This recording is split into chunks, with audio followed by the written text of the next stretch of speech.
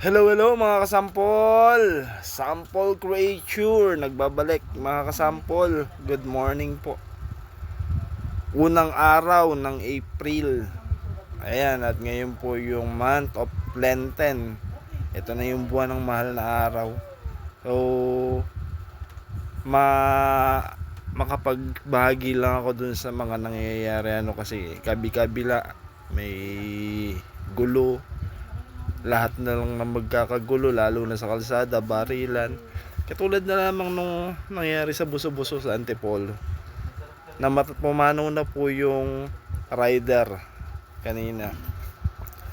So iwasan po natin yung sobrang tapang, kasi kung hindi sila sobrang tapang, hindi na nila habulin yung Fortuner, hindi sana mangyayari yun. Hindi naman kasi sila nasaktan nagmamadali lang talaga yung Fortuner. So titignan din po natin yung mga sitwasyon.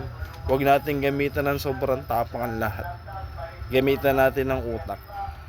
Yan lang po mga kasampol.